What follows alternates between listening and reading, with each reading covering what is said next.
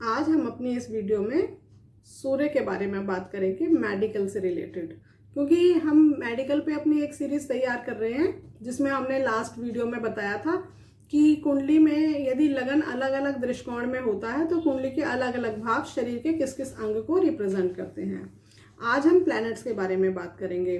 तो आज हमें सूर्य के बारे में बात करनी है कि यदि कुंडली में सूर्य पीड़ित होता है तो वो किस किस तरह की रोग या पीड़ा हमें दे सकता है उन ग्रहों की दशाओं में जो दशाएं रोग या पीड़ा देने वाली होती हैं, यानी छठे, आठवें या 12वें भाव की दशाएं।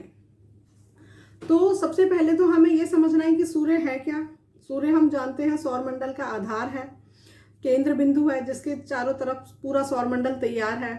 इसी तरीके से अगर हम उसके हिसाब से समझेंगे तो हम ये मानेंगे कि सूर्य हमारी शरीर में हड्डियों को रिप्रेजेंट करता है, क्योंकि हड्डियों से ही वो हमारा ढांचा तैयार होता है, स्केलेटन, जिस पे हमारा पूरा शरीर बना है। और हमारे ब्लड सर्कुलेशन को भी सूर्य ही दिखाते हैं, क्योंकि जिस तरीके से सूर्य की तरंगों या सूर्य की एनर्जी की वजह से सारे प्लैनेट उनके चारों तरफ घूम रहे हैं, उसी तरीके से हमारे ब्लड का सर्कुलेशन भी सूर्य के ही अधिकार क्षेत्र में आता है। दूसरी बात, हम ये समझेंगे कि सूर्य जो है किन राशियों का आधिपत्य रखते हैं, यानी वो मेष राशि के में उच्च के होते हैं और सिंह राशि के वो स्वामी होते हैं, यानी इन दोनों राशियों पर भी उनका आधिपत्य है। तो जिस तरीके से हमने भावों से समझा था शरीर के अंगों को, इसी तरीके से हम राशियों से भी समझते हैं शरीर के अंगों को कि कौन कौन सी राशि शरीर के किस किस अंग को रिप्रेजेंट करती है। जैसे हम ये जानते हैं कि मेष राशि सिर को रिप्रेजेंट करती है, वृषभ राशि हमारे चेहरे को करती है, मिथुन राशि हमारे कंधे, बाजू और छाती वाले एरिया को करती है, कर्क राशि हृदय को करती है और सिंह राशि पेट को करती है। यहाँ पे थोड़ा सा ये कंफ्यूजन हो जाता है कि जो वराहमिहिर जी हैं वो ये मानते हैं कि कर्क राशि हृदय को करती है, जबकि वामन पुराण में कहते हैं कि सिंह राशि हृदय को रिप्रेजेंट करती है। इसलिए हम यहाँ पे हृदय से सिंह राशि और हृदय को हम सिंह राशि के उसमें भी मान लेते हैं।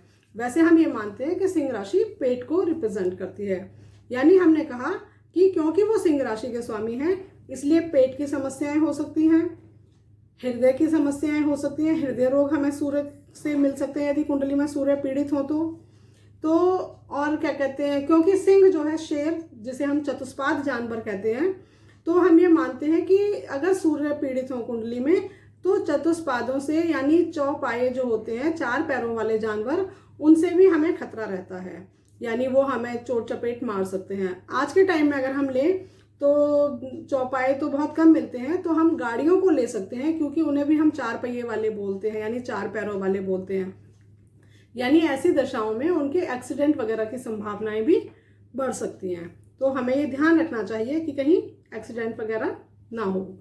दूसरी बात, हम जानते हैं कि सूर्य आग का गोला होते हैं, यानी जलन के कारक होते हैं। यानी यदि सूर्य पे यदि मंगल की दृष्टि है, वो मंगल द्वारा पीड़ित है, तो हम कह सकते हैं जलने का भय हो सकता है कि कहीं आग वाग से संकट आ जाए। सूर्य को हम क्रूर प्लैनेट मानते हैं, क्रूरता के कारक होते हैं ये, तो कोई अस्त्र शस्त्र से चोट चपेट लग सकती है, कोई जहर दे सकता है। इस तरह का हम समझ सकते हैं कि यदि कुंडली में सूर्य पीड़ित हैं और दशाएं इस तरह की चल रही हैं, लेकिन उन दशानाथों का सूर्य से संबंध होना जरूरी है। यदि सूर्य से संबंध नहीं है दशानाथ का तो हम इन समस्याओं को नहीं मानेंगे। कहीं ऐसा ना हो कि लोग समझ बैठे कि सूर्य कुंडली में पीड़ित हैं और छठे, आठवें की दशा आ गई तो हमारे साथ कहीं ऐसा ना घट जाए, तो वो नहीं होगा यदि उस दशानाथ का सूर्य के साथ कोई संबंध नहीं है, तो हमें ये ध्यान रखना है। दूसरी बात, सूर्य या चंद्रमा दोनों को ही हम प्रकाश पुंज की तरह लेते हैं कि ये प्रकाश के कारक होते हैं। तो सूर्य, और हम अगर अपने शरीर की बात करें तो हमारे नेत्र प्रकाश का कारक होते हैं। इस प्रकाश को हम अपने नेत्रों के द्वारा देखते हैं, तो हम ये मान सकते हैं कि यदि सूर्य, और हम जानते हैं कि कुंडली का दूसरा भाव और 12वां भाव हमारी आंखों को रिप्रेजेंट करता है, तो ऐसे में यदि सूर्य सेकंड हाउस में है या 12th हाउस में है और फिर वो पीड़ित हैं, तो हम मान सकते हैं वो जातक की आंखों में समस्या हो सकती है।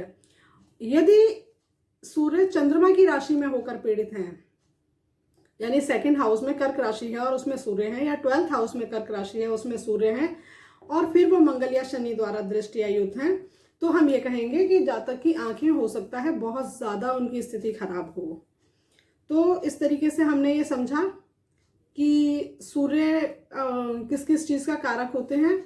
और हाँ, क्योंकि सूर्य जलन के कारक होते हैं, इसलिए जो एसिडिटी होती है, जलन होती है, या बुखार होता है, बुखार में भी शरीर जलने लगता है, इस तरह की समस्याएं भी सूर्य की वजह से ही होती हैं। सूर्य के पीड़ित होने की वजह से बुखार हो रहा है या पित्त की थैली में समस्या आ गई, क्योंकि हम रोगों के लिए 3 प्रकार के दोष मानते हैं, वात, पित्त और कफ। इसमें पित्त का कारक सूर्य माने जाते हैं, तो पित्त की जो भी समस्याएं होंगी वो भी सूर्य की वजह से होंगी। तो हमने आज समझा कि सूर्य किस किस तरह के रोग दे सकते हैं, जैसे हृदय रोग हो सकता है, पेट की समस्याएं हो सकती हैं। मेष राशि में सूर्य उच्च के होते हैं। मेष राशि हमारे सिर को रिप्रेजेंट करती है, यानी सिर से संबंधित समस्याएं हो सकती हैं। सिर से बालों का गिरना, बालों के गिरने की समस्या सूर्य की वजह से हो सकती है। तो सिंह राशि की वजह से हम मान सकते हैं कि पेट की समस्या हो सकती है। तो इस तरह की समस्याएं सूर्य के पीड़ित होने पर सामने आती हैं। अगली वीडियो में हम अगले किसी प्लैनेट के बारे में बात करेंगे। धन्यवाद।